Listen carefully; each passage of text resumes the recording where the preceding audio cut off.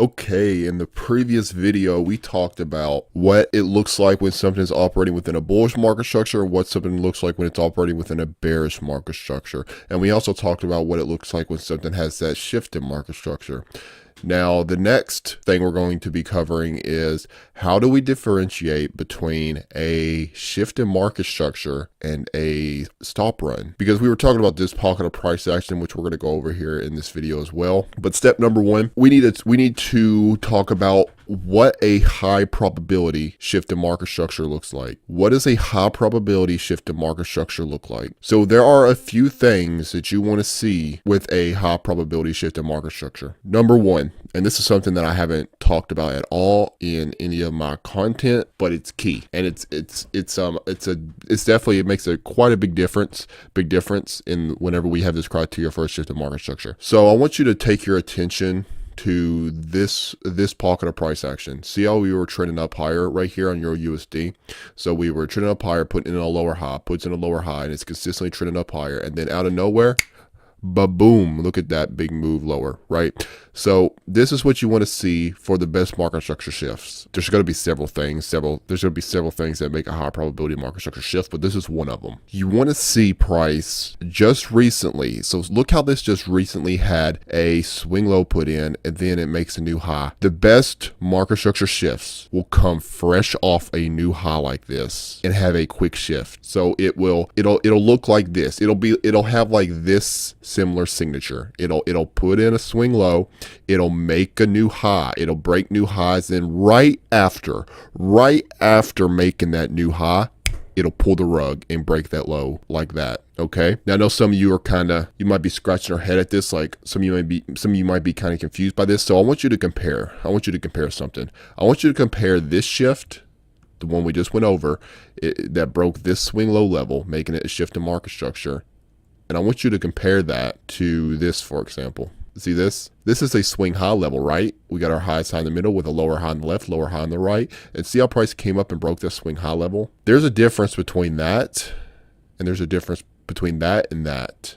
One scenario, the difference is this recently made a new high, and then it cracked that low.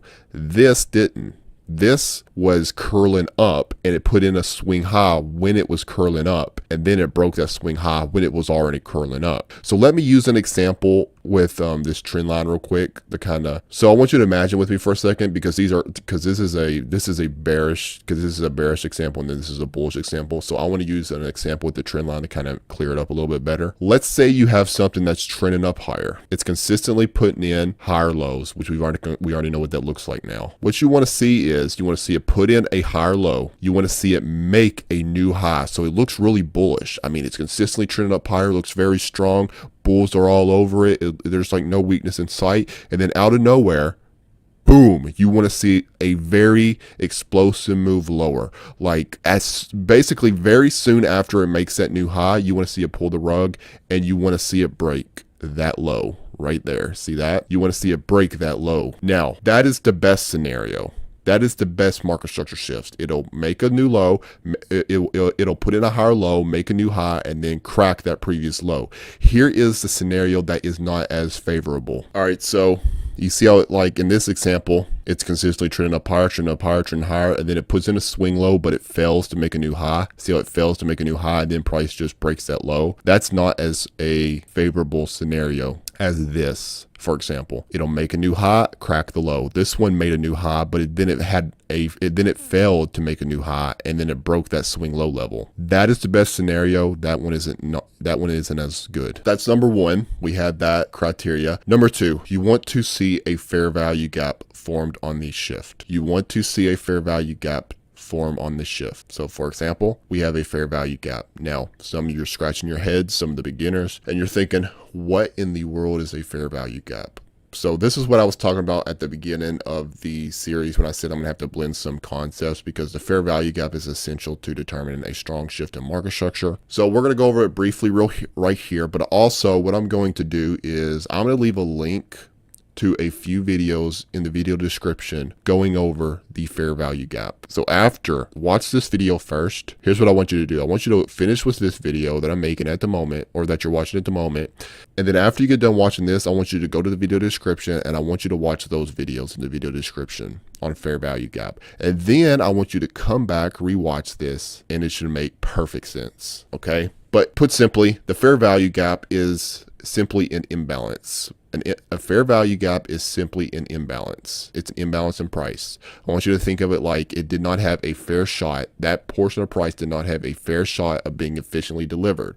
That tells us that basically that tells us that the selling at this particular point was extreme. It was explosive. It was strong. It had a lot of conviction. That's what we want for a shift. Okay. Because each candle, guys, each candle tells a story. This tells me that there's a lot of conviction to the downside. It's exactly what it tells me. Now, 3 candles make the fair value gap. 3 candles. Follow my cursor. 1, 2, 3.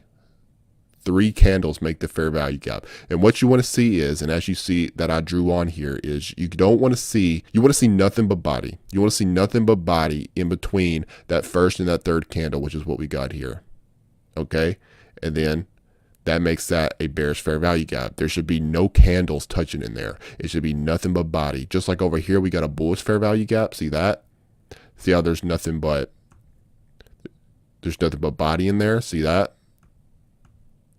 That's what you want to see. That's what a fair value gap looks like. So with these shifts in market, with these shifts in market structure, the high probability shifts in market structure will have that fair value gap confirmation on the break. So far we have concluded that we want to see price break that low right after making a high. That's what we want to see. That's step number 1 for a high probability shift. You want to see it make a new high, and then right after making that new high, you want to see it break the low that was made prior to the new high. You want to see the fair value gap confirmation. And lastly, for the absolute best, you want to see it have a strong close beneath the swing level. See how this had a very strong close beneath that swing level? Like it wasn't wicky, it didn't close above it.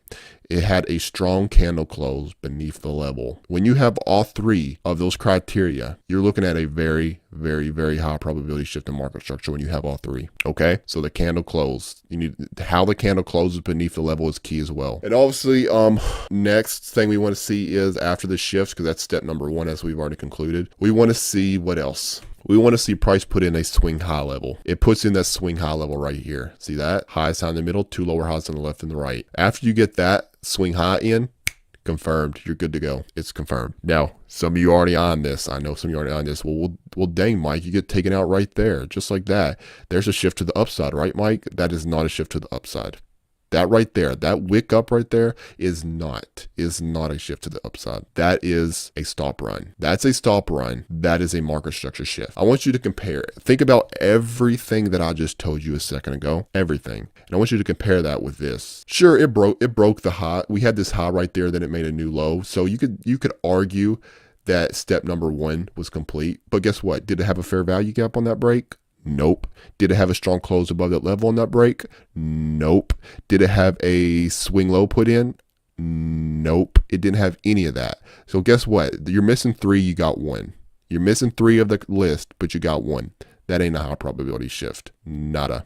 That ain't it. Because you can see, look at how wicky this thing is. As I said just a second ago, each candle tells a story. What this tells me, what does a wicky candle like this tell me? That tells me indecision. That's the first word that comes to my mind. Indecision. Indecision isn't good for market structure breaks. You want to see conviction like this.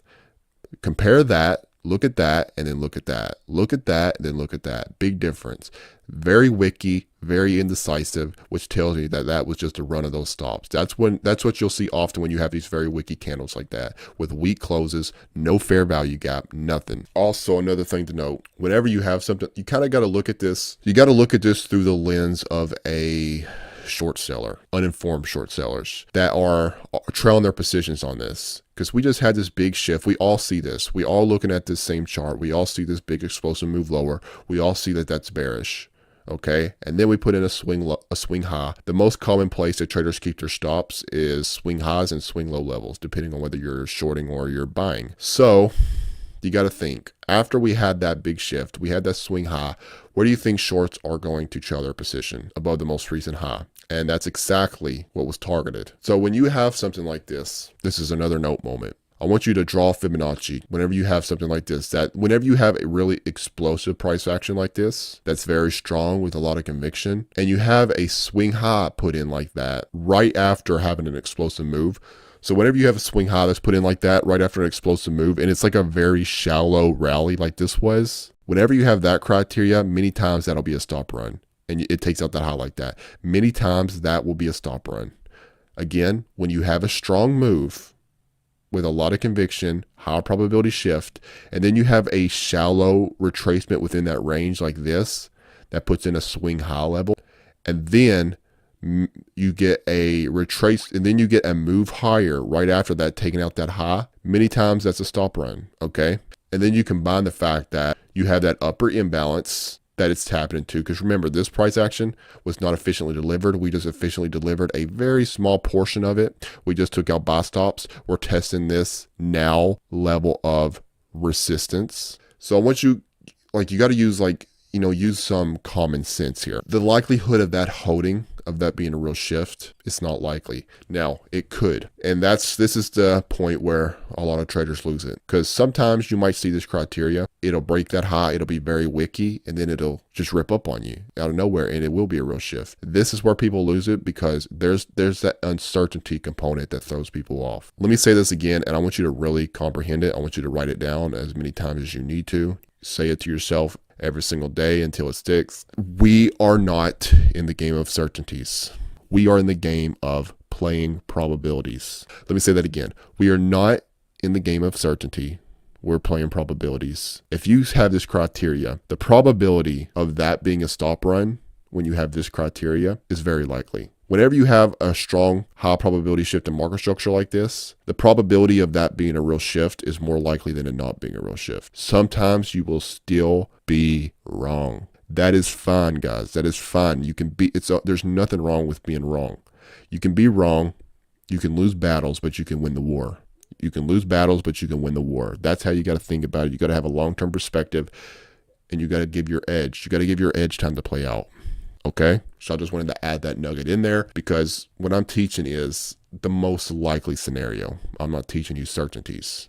There are no certainties in trading. So that's what you want to see. That's what you'll see for a high probability shift and for a stop run. Again, typically it'll be very wicky. There won't be a fair value gap, and that's the criteria. Oh, and also again, just by waiting for that swing point as well, that'll keep you out of a lot of stop runs. Just by waiting for that swing point. So you can see right here, we broke that swing high level on this wicky move higher, but then it pulled back and then it broke a swing low level. It didn't put in a swing low prior to breaking that low. Just by letting that criteria play out, well, you would have kept yourself out of that play. So that swing point, waiting for that swing point after the shift is key as well. Okay. Here's another example right here. Is a high probability shift in market structure. And this is that portion of price in the previous video that I said I'd come back to. So we're going to cover that now. What I just noted on the chart right there is a fair value gap, because notice how the wick of that first candle and the low wick of the third candle do not touch, leaving nothing but body in there.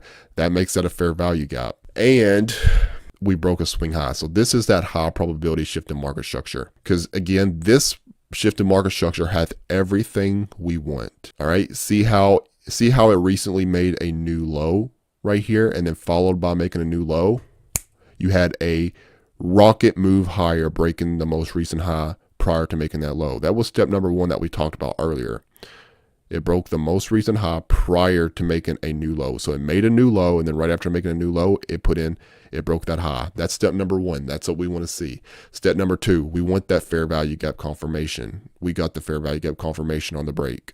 Step number three, we want to see a strong close above that level. That is a lot of conviction. That's a very strong close above those swing points. So it marks off everything off that list, literally everything off that list. So it breaks those swing highs, and then boom, so we got our shift at that point. That's to confirm high probability shift in market structure. What do we want to see next? We want to see a swing low get put in. It comes down, and what does it do? It runs that low again. Stop run, not a market structure shift. Why is this just a stop run and not a market structure shift? It did have a fair value gap on the close. but it didn't close strong. I mean, it's still quite like the body of the candle is still more body than wick, but it didn't close beneath the level, which to be honest isn't, it's not 100% necessary for a market structure shift. But after breaking that level, did we put in a swing high level? After doing that, we didn't. We rallied up higher and we took out that high. So we came down, we ran those stops, we rebalanced that price action, we put in our swing low level at that point, and then we attacked those highs. And then at that point, after that point, it was just a lot more clear.